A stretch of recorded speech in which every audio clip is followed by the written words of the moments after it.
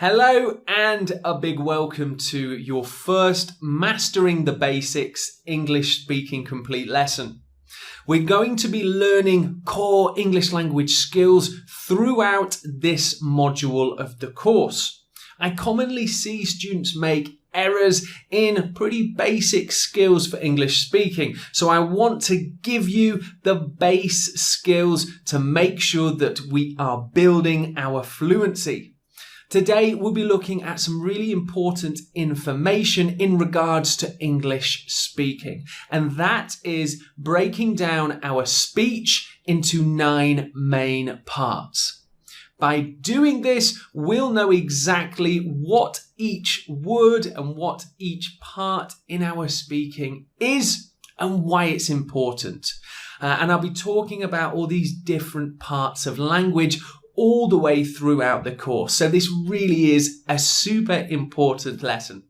I think without further ado, if you are ready, we should start your first Mastering the Basics lesson. So, as I said, we can commonly break down English speaking into sometimes 8 or, as I prefer, 9 main parts. And again, this can really help when studying and learning English language. It can really help our understanding of how to improve our grammar skills and fluency as well. So what are these 9 parts? Well, here is our table and we'll go through each part individually. On the left, we have a list of our 9 main parts. So we'll start with nouns. Some of you may have heard of some of these, but I'll be going into a bit more detail throughout this video. So nouns are the names of a person, place, or thing. And here we have David, TV, London, book. Pronouns are similar to nouns, but they actually just replace them in our speaking as well as writing too. And that is, for example, he, she, they, it. That isn't an exhaustive list, which in other words means that's not all the pronouns listed, just a few examples there. Really importantly, we also have verbs, which of course is an action or a doing word. And we'll be going into verbs in more detail in this video, as well as upcoming Mastering the Basics videos as well. Here's some examples. Sing, jump, ate, laugh. As you may know, the verb can also tell us when it happened. Past tense, present tense, or future tense. Now we have adverbs. Now adverbs generally describe the verb in a variety of ways.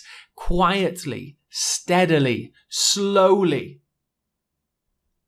Then we have adjectives, which simply describe a noun. Shiny, fat, beautiful. And now we have articles, which I commonly see non-native English speakers making mistakes with. And this just helps define or say which noun we are talking about. And here's just 3 of the main articles we'll be looking at. The, a, and an. Really important to make sure that we are getting each article right when we use it. Now we have conjunctions, connectives, connecting parts of speech, because, and, so. And we also have prepositions, another really interesting part of English language that non-native speakers make a lot of errors in. So really important that we increase our accuracy and fluency there. So this gives ideas generally for place or time, and it maybe can connect 1 or 2 nouns within our speaking. Between, above, before. And finally, a little bit of a smaller part of speech, but nevertheless quite important. We have interjections. So this is expressing emotions or feelings, and it usually ends when we write in an exclamation mark. Hooray! Woohoo!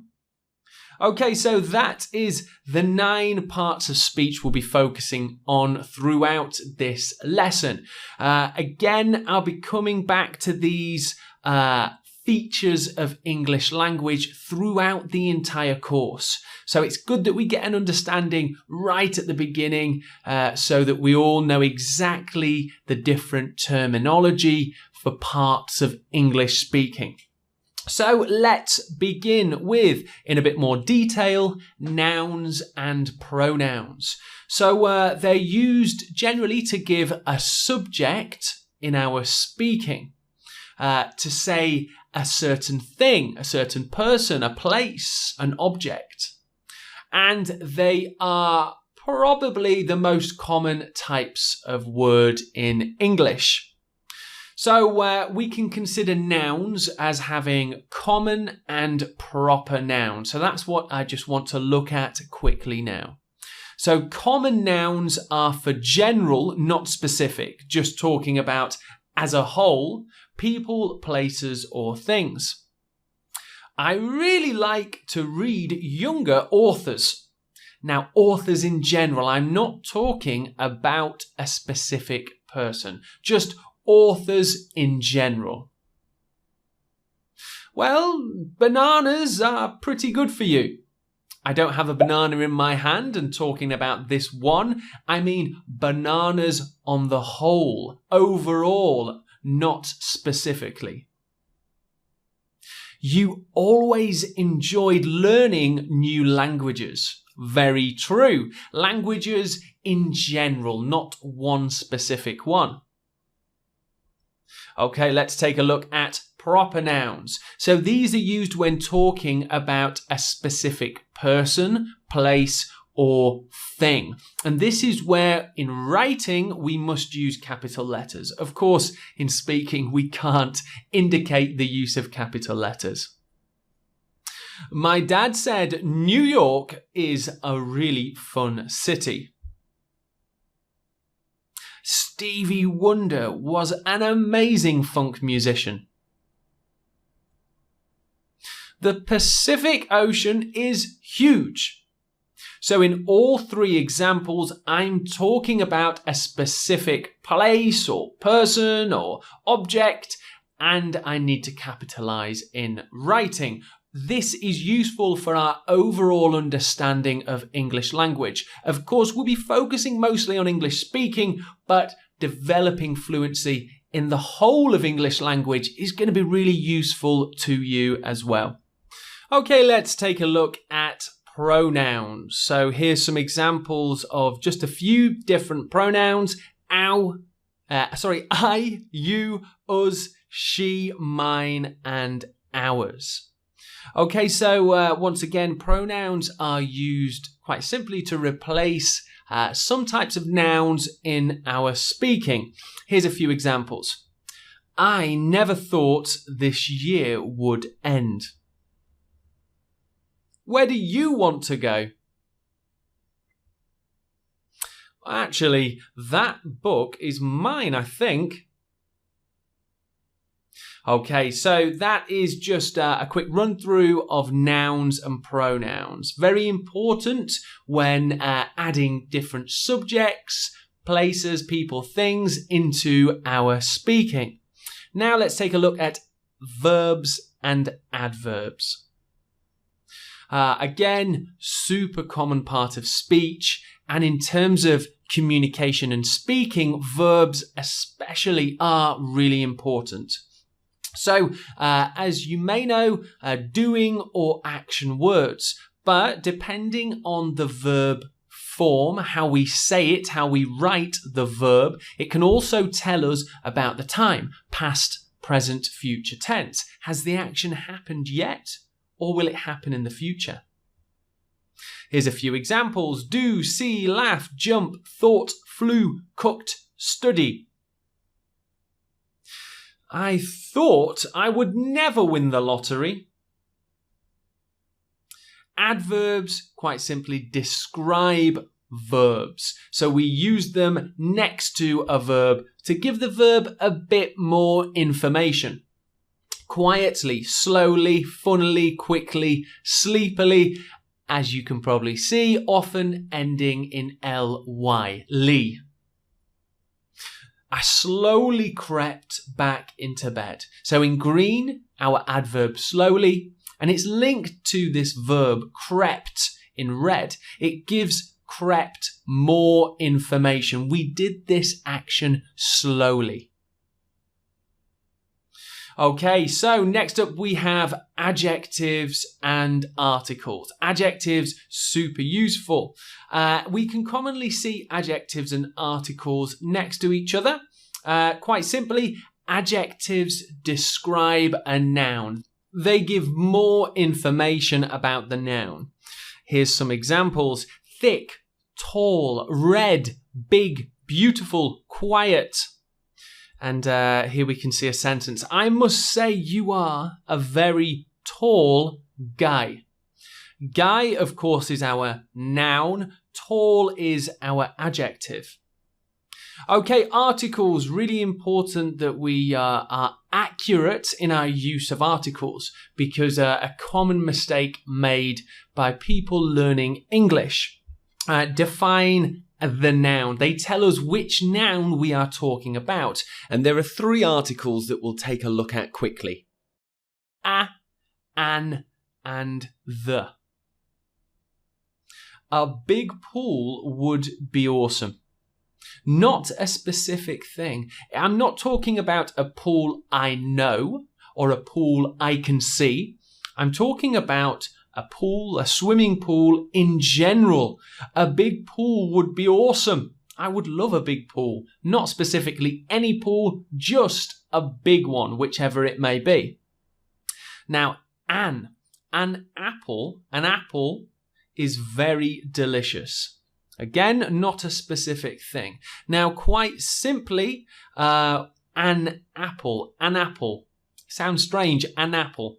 If our noun, apple, begins with a vowel, A, E, I, O, or U, then the article we use is an.